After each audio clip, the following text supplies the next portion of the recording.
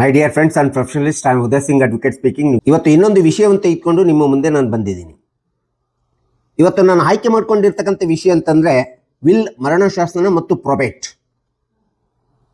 ಇದರ ಬಗ್ಗೆ supreme court ಒಂದು ಮಹತ್ವಪೂರ್ಣವಾದಂಥ ತೀರ್ಪನ್ನು ಕೊಟ್ಟಿದೆ. ಸೊ ಈ ಒಂದು ವಿಲ್ ಮತ್ತು ಪ್ರೊಬೇಟ್ ಬಗ್ಗೆ ಯಾವ ವಿಧವಾದಂಥ ಒಂದು ತೀರ್ಪನ್ನು ಸರ್ವೋಚ್ಚ ನ್ಯಾಯಾಲಯ ಹೇಳಿದೆ ಎಂಬತಕ್ಕಂಥದ್ದನ್ನು ಈ ವಿಡಿಯೋ ಮೂಲಕ ನಾನು ಒಂದಿಷ್ಟು ತಿಳಿಸಲಿಕ್ಕೆ ಪ್ರಯತ್ನ ಮಾಡ್ತಾ ಇದ್ದೇನೆ.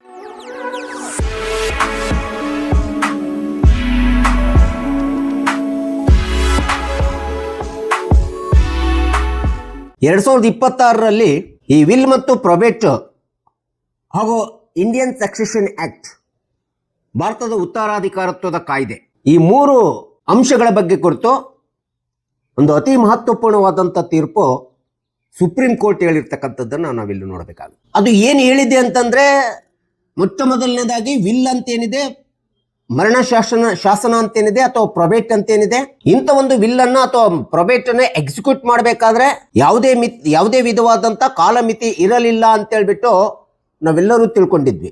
ಆದರೆ ಇಂಥ ಒಂದು ಪ್ರೊಬೇಟ್ ಅನ್ನ ಎಕ್ಸಿಕ್ಯೂಟ್ ಮಾಡಬೇಕಾದ್ರೆ ಅಥವಾ ಪ್ರೊಬೇಟ್ ಪ್ರಮಾಣ ಪತ್ರವನ್ನ ತೆಗೆದುಕೋಬೇಕಾದ್ರೆ ನ್ಯಾಯಾಲಯದಿಂದ ಅಥವಾ ವಿಲ್ ಅನ್ನ ಪ್ರಶ್ನಿಸಬೇಕಾದ್ರೆ ಅದಕ್ಕೆ ಕಾಲಮಿತಿ ಇದೆ ಎಂಬತಕ್ಕಂಥದ್ದನ್ನ ಸರ್ವೋಚ್ಚ ನ್ಯಾಯಾಲಯ ಈ ಒಂದು ತೀರ್ಪಿನಲ್ಲಿ ಹೇಳಿದೆ 2026ರಲ್ಲಿ. ಸೊ ಅಂತ ಒಂದು ಪ್ರಕರಣಕ್ಕೆ ಒಂದು ಉದಾಹರಣೆ ಪ್ರಕರಣ ಅಂತಂದ್ರೆ ಧೀರಜ್ ದತ್ ವರ್ಸಸ್ ಅನಿರ್ಬನ್ ಸೇನ್ ಎಂಬತಕ್ಕಂಥ ಪ್ರಕರಣದಲ್ಲಿ ಈ ಒಂದು ಕಾಲಮಿತಿಯ ಬಗ್ಗೆ, ವಿಲ್ಲಿನ ಕಾಲಮಿತಿಯ ಬಗ್ಗೆ, ಪ್ರಬೋಚಿನ ಕಾಲಮಿತಿಯ ಬಗ್ಗೆ ಸ್ಪಷ್ಟವಾಗಿ ಸರ್ವೋಚ್ಚ ನ್ಯಾಯಾಲಯ ಹೇಳಿರ್ತಕ್ಕಂಥದ್ದು ನಾವು ನೋಡ್ತೀವಿ. ಈ ಪ್ರಕರಣವನ್ನು ಉದಾಹರಣೆಯಾಗಿ ತೆಗೆದುಕೊಂಡಿದೆ. So actually limitation act 1963 article 137 ಅನ್ನು ನಾವು ನೋಡ್ತಾ ಹೋದಾಗ, ಈ ಒಂದು ಸುಪ್ರೀಂ ಕೋರ್ಟ್ ಹೇಳಿರುವ ಪ್ರಕಾರ ನೋಡ್ತಾ ಹೋದ್ರೆ ಇಂಡಿಯನ್ ಸಕ್ಸೆಷನ್ ಆಕ್ಟಿನ ತಿದ್ದುಪಡಿ ಇರಬಹುದು ಅಥವಾ ಪ್ರೊಬೇಟ್ ಅನ್ನ ರದ್ದುಗೊಳಿಸಲಿಕ್ಕೆ ಯಾವುದೇ ವಿಧವಾದಂತ ನಿಖರವಾದಂತ ಕಾಲಮಿತಿ ಇಲ್ಲ ಅಂತೇಳಿ ಇರುವುದಿಲ್ಲ ಅಥವಾ ನೀಡಿಲ್ಲ ಎಂಬತಕ್ಕಂಥದ್ದನ್ನ ನಾವಿಲ್ಲಿ ಕಾಣ್ತಾ ಇದ್ದೀವಿ. ಆದರೆ ಸರ್ವೋಚ್ಚ ನ್ಯಾಯಾಲಯ ಇದೇ ಒಂದು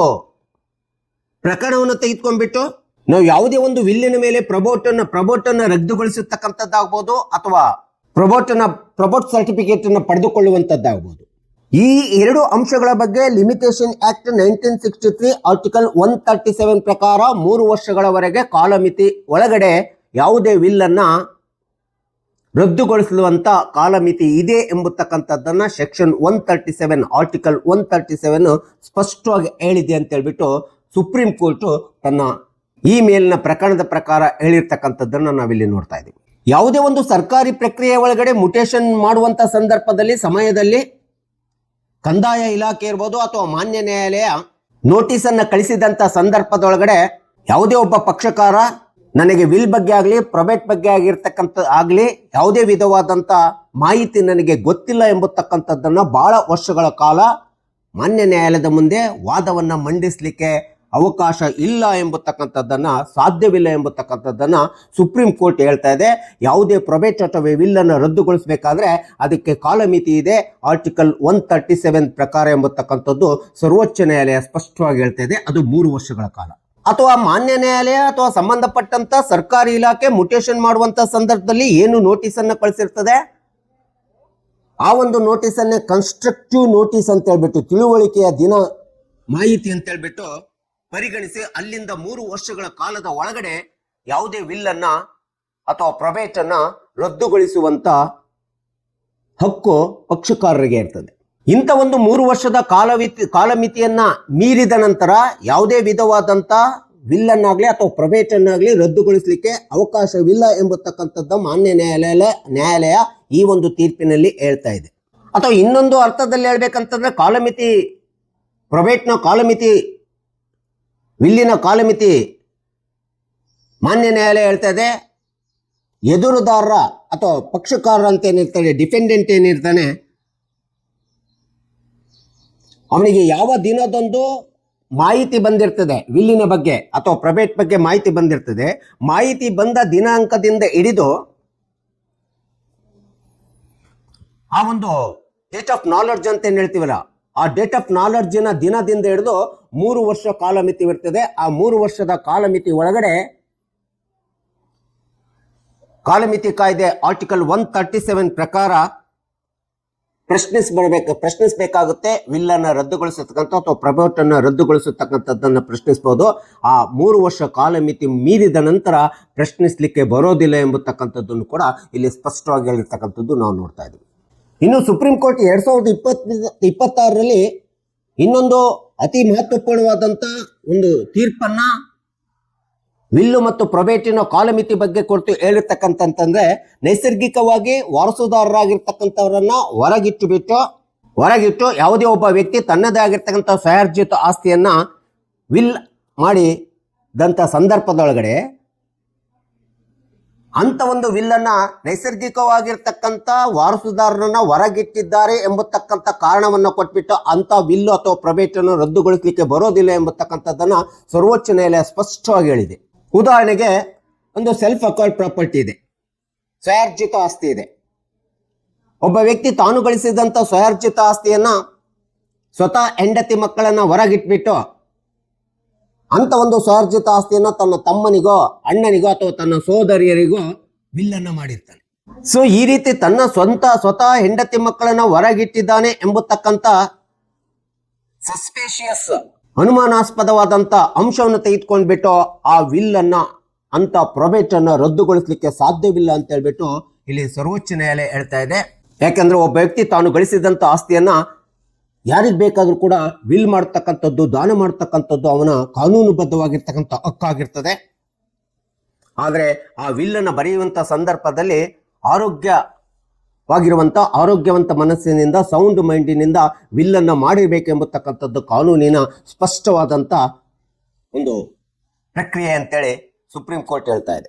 ಸೊ ಈ ಎಲ್ಲ ತೀರ್ಪು, ಈ ಪ್ರಮುಖವಾದಂತ 2-3 ತೀರ್ಪುಗಳನ್ನ ನಾವು ನೋಡ್ತಾ ಹೋದ್ರೆ, ಈ ಒಂದು ವಿಲ್ ಮತ್ತು ಪ್ರೊಬೇಟ್ ಬಗ್ಗೆ ಸುಪ್ರೀಂ ಕೋರ್ಟು ಇಷ್ಟು ದಿನ ನಾವೇನು ಕಾಲಮಿತಿ ಇಲ್ಲ ಎಂಬತಕ್ಕಂಥದ್ದೇನಿತ್ತು ಅದನ್ನ ಬದಲಾದಂಥ ರೀತಿ ಒಳಗಡೆ, ಬದಲಾದಂಥ ಕಾನೂನಿನ ಪ್ರಕ್ರಿಯೆ ಒಳಗಡೆ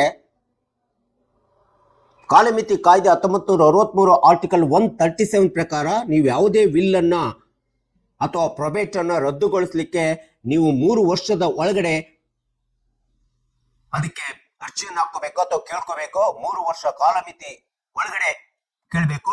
3 ವರ್ಷ ಮೀರ್ತು ಅಂತಂದ್ರೆ ಅಂತ ಯಾವುದೇ ವಿಲ್ಲನ್ನು ಕೂಡ ನೈಸರ್ಗಿಕವಾಗಿರ್ತಕ್ಕಂಥ ವಾರಸುದಾರರನ್ನ ಹೊರಗಿಟ್ಟು ಮಾಡಿರ್ತಕ್ಕಂಥ ವಿಲ್ಲನ್ನು ಕೂಡ ಪ್ರಶ್ನಿಸಲಿಕ್ಕೆ ಸಾಧ್ಯವಿಲ್ಲ ಎಂಬತಕ್ಕಂಥದ್ದನ್ನ ಇಲ್ಲಿ ಮಾನ್ಯ ನ್ಯಾಯಾಲಯ ಒತ್ತಿ ಹೇಳಿರ್ತಕ್ಕಂಥದ್ದನ್ನ ನಾವು ನೋಡ್ತಾ ಇದ್ದೀವಿ.